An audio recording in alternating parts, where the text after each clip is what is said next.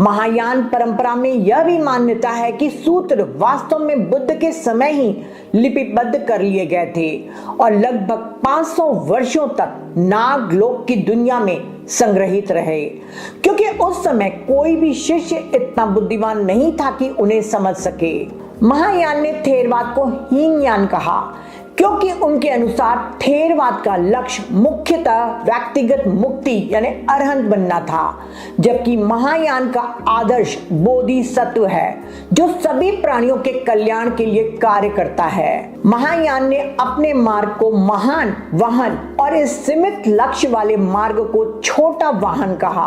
हालांकि आज हीनयान शब्द अस्वीकार्य माना जाता है और थेरवाद को उसी नाम से सम्मान पूर्वक संबोधित किया जाता है।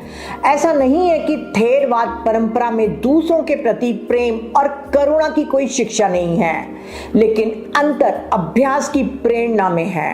थेरवादियों का अंतिम उद्देश्य निर्वाण यानी अरहंत को प्राप्त करना है।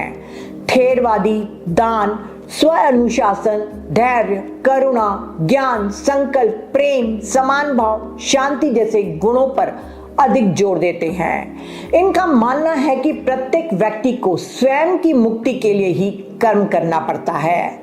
महायान बौद्ध धर्म बोधिसत्व का मार्ग, इसे बोधिसत्व का वाहन कहा जाता है। इसका मूल लक्ष्य केवल व्यक्तिगत मुक्ति नहीं बल्कि सभी प्राणियों के कल्याण के लिए बुद्धत्व की प्राप्ति है। महायान के अनुसार साधक अपने निर्वाण को स्थगित कर देता है ताकि वह संसार के समस्त प्राणियों को दुख और जन्म मृत्यु के चक्र से मुक्त कराने में सहायता कर सके।